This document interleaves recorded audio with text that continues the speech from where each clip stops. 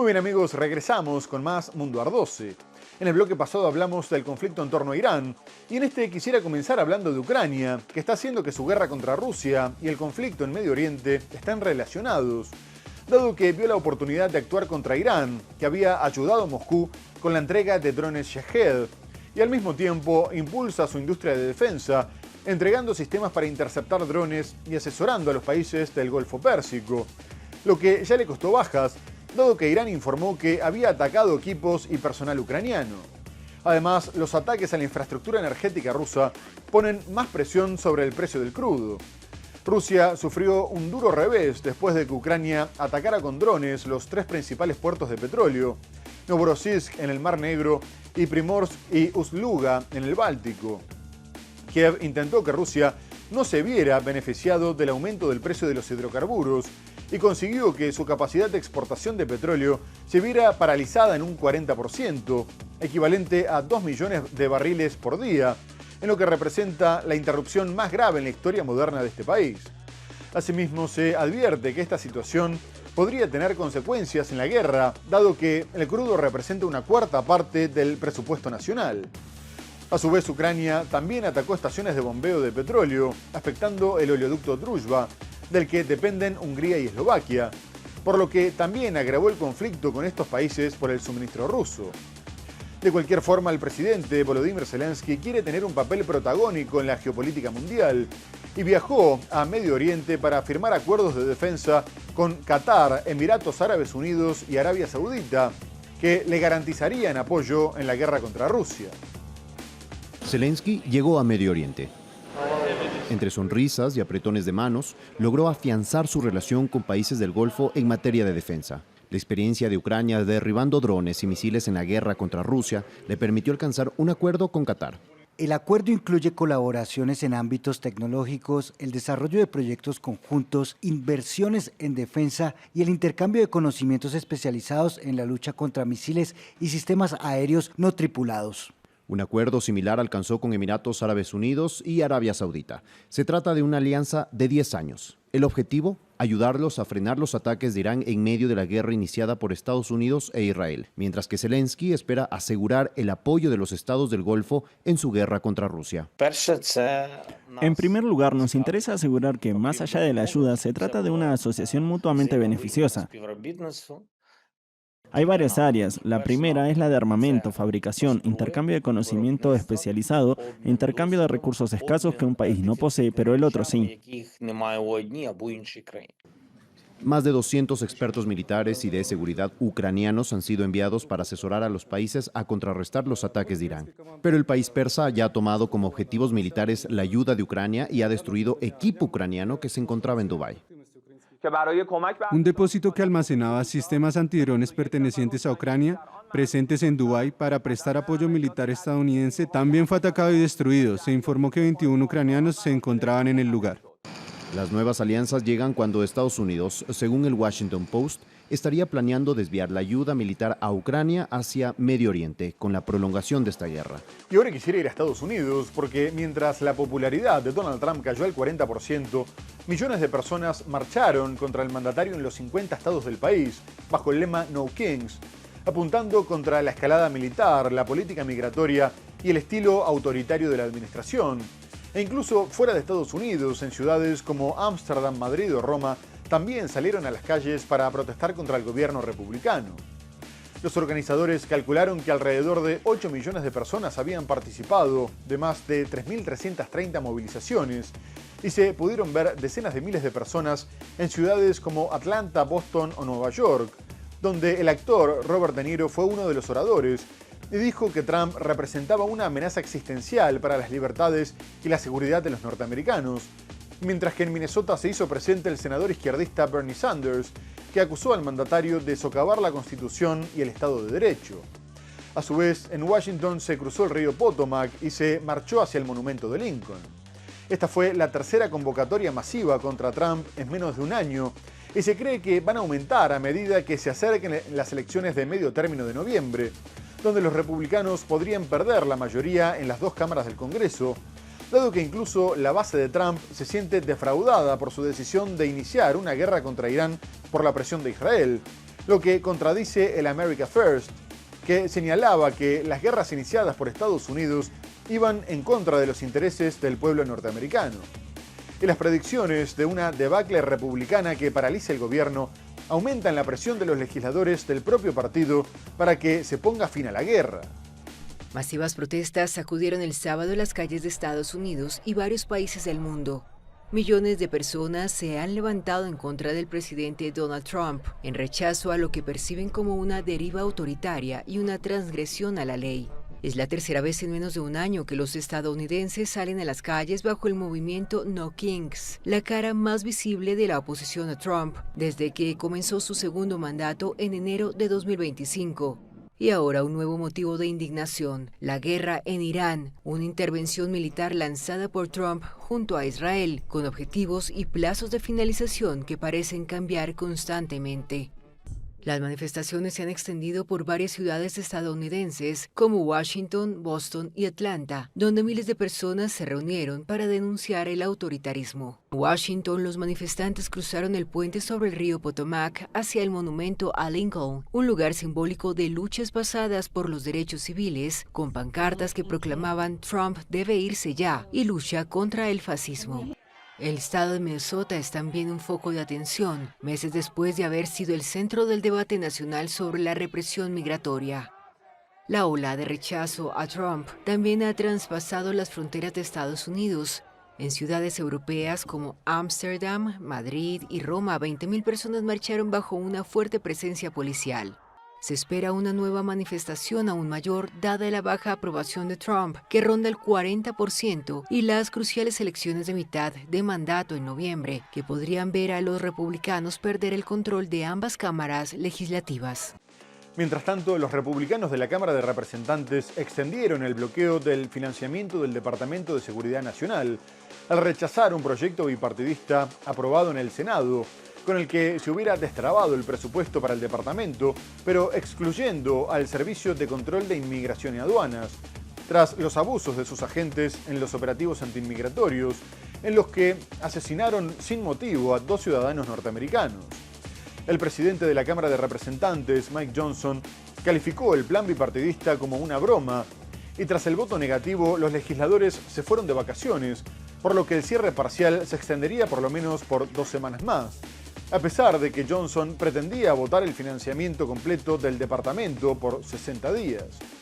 Desde el 14 de febrero, cuando se le acabó el presupuesto, miles de empleados federales permanecen bajo licencia sin remuneración, lo que hizo que muchos de estos presentaran su renuncia, mientras que varios agentes se ven obligados a trabajar gratis.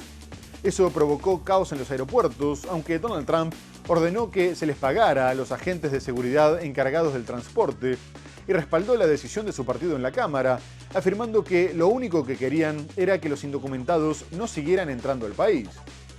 El debate sobre ICE tiene lugar en medio de una nueva polémica, después de la muerte de un ciudadano mexicano bajo custodia, sumando 14 personas de esta nacionalidad que perdieron la vida mientras estaban a cargo de los agentes migratorios, por lo que la presidenta mexicana Claudia Sheinbaum anunció que tomaría acciones de protesta. Una crisis que se extiende en pleno asueto de Semana Santa. La Cámara de Representantes de Estados Unidos rechazó la propuesta de financiación del Senado para poner fin a la parálisis presupuestaria del Departamento de Seguridad Nacional. El presidente de la Cámara de Representantes, Mike Johnson, calificó el plan bipartidista como una broma. La medida, alcanzada la madrugada del viernes, pretendía financiar la mayor parte del departamento, pero excluía la financiación del ICE, una de las peticiones de los demócratas durante las discusiones. Me parece inconcebible que los demócratas intenten forzar una negociación a las 3 de la mañana, que pretendan imponer esto al pueblo estadounidense y luego suban a sus aviones para irse de vacaciones y finjan que vamos a aceptarlo. Así que vamos a hacer algo diferente. Lo que propone Johnson es votar la propuesta de la Cámara de Representantes que implica el financiamiento por 60 días del departamento, incluyendo el Servicio de Inmigración y Control de Aduanas. Nuestro mensaje a Mike Johnson y a los republicanos en la Cámara es claro. Pagar a los agentes de la TSA, reabrir el Departamento de Seguridad y acabar con el caos. La crisis en los aeropuertos obligó al presidente Trump a firmar una orden ejecutiva para pagar a los agentes de la TSA. Entiendo, John Thune. Y entiendo el presidente de la Cámara, Mike Johnson. Quieren asegurarse que la gente no entre al país como lo han hecho durante los últimos 4 años. De acuerdo con la Casa Blanca, al menos 50.000 agentes de transporte en los aeropuertos no están cobrando, lo que provoca que muchos abandonen sus puestos de trabajo. Por otra parte, la tensión en torno a Cuba continúa aumentando, ya que el mandatario norteamericano Donald Trump volvió a advertir que la isla sería la siguiente en caer, después de Venezuela e Irán. Además, se refirió a la oposición de su base al intervencionismo de Estados Unidos y aseguró que estas acciones militares no le quitarían apoyo, porque lo que quería el movimiento Make America Great Again era fuerza y victoria. Una afirmación desmentida por el canciller cubano Bruno Rodríguez, que destacó que más del 60% de los norteamericanos se oponía al uso de la fuerza contra su país. Asimismo, después de que el presidente cubano Miguel Díaz-Canel reconociera que estaban manteniendo conversaciones con Estados Unidos y aprobara algunas reformas económicas importantes, como la apertura de la economía a los cubanos exiliados, el secretario de Estado Marco Rubio, descendiente de cubanos, dijo que había que cambiar el sistema que gobernaba el país y su modelo económico, como venían repitiendo desde hacía años, y agregó que tal vez ahora había una oportunidad de hacerlo. Y ante tantas amenazas, Díaz-Canel anunció que seguían realizando ejercicios militares para preparar al pueblo ante la necesidad de defender la patria y que una eventual invasión de Estados Unidos se encontraría ante una resistencia inexpugnable. No obstante, en medio del bloqueo energético de Estados Unidos y después de sufrir en marzo 3 apagones masivos que ponen en riesgo el funcionamiento de los hospitales, el acceso al agua potable y la distribución de comida, la compañía eléctrica anunció que tendría que desconectar amplios sectores del país, alrededor de un 60%, con el objetivo de evitar un colapso total de la red eléctrica nacional. El secretario de Estado de Estados Unidos, Marco Rubio, baja del avión en Francia, en donde participa en el G7, el tema principal de la cumbre, Medio Oriente, pero rápidamente es abordado por periodistas que le preguntan por Cuba. Hay que cambiar el sistema que gobierna el país y hay que cambiar el modelo económico que sigue. Ese es el único camino a seguir si Cuba quiere un futuro mejor. Lo hemos expresado clara y repetidamente durante muchos años y tal vez ahora haya una oportunidad para hacerlo. Ya veremos. Un cambio de liderazgo en Cuba tras más de 65 años de revolución socialista. Rubio plantea esta posibilidad abiertamente. La administración del presidente estadounidense Donald Trump ha intensificado las sanciones contra su histórico adversario. Estados Unidos reincorporó a Cuba a la lista estadounidense de estados patrocinadores del terrorismo, endureció las normas sobre remesas y suspendió los programas de migración de la antigua administración de Joe Biden. Cuba está sumida en una profunda crisis económica y energética. Solo durante el mes de marzo ha habido 3 apagones importantes a nivel nacional. Durante un foro de inversión en Miami, donde la comunidad cubana es numerosa, Trump afirmó que Cuba sería la siguiente, después de calificar las operaciones en Venezuela e Irán como éxitos militares. Yo construí este gran ejército, dije nunca tendrán que usarlo, pero a veces hay que usarlo. Y por cierto, Cuba es la siguiente, pero hagan como si no lo hubiese dicho. De acuerdo con el canciller cubano, una encuesta en Estados Unidos reveló que cerca del 61% de los consultados se opone a una intervención en la isla mediante el uso de la fuerza. Pero la isla no se toma los comentarios de Trump a la ligera y se prepara ante las amenazas. Y finalmente un petrolero ruso llegó a Cuba tras recibir el permiso de Donald Trump, en un intento de aliviar la crisis energética que sufre el país tras el bloqueo de petróleo de Estados Unidos. El buque transportaba 730.000 barriles de crudo, por lo que se calcula que podría satisfacer la demanda por algunas semanas, y el vocero del Kremlin, Dmitry Peskov, adelantó que seguirían enviando petróleo a la isla, porque consideraban como un deber no mantenerse al margen y ayudar a sus amigos cubanos, aunque se destaca que el cargamento tardó más de 3 meses en llegar desde la medida tomada por Washington, y fue enviado solo después de obtener el consentimiento de la Casa Blanca. Además, Peskov afirmó que la desesperada situación en la que se encontraban los cubanos no podía dejarlos indiferentes, mientras que el presidente norteamericano aseguró que no le importaba que la isla recibiera petróleo porque los cubanos tenían que sobrevivir y necesitaban calefacción, aire acondicionado y muchas otras cosas, y que de todas maneras estos cargamentos no iban a cambiar la situación actual de la isla, ni el hecho de que su gobierno estuviera terminado. No obstante, la vocera de la Casa Blanca, Caroline Leavitt, aclaró que seguían reservándose el derecho de confiscar los buques que se dirigieran a Cuba y que, si bien tomarían las decisiones caso por caso, la política de sanciones seguía vigente. Además, la presidenta mexicana Claudia Sheinbaum dijo que también estaban negociando con Estados Unidos la posibilidad de suministrar petróleo, tanto por razones humanitarias como comerciales, ya que tenían el derecho de hacerlo, pero querían evitar las represalias de Estados Unidos.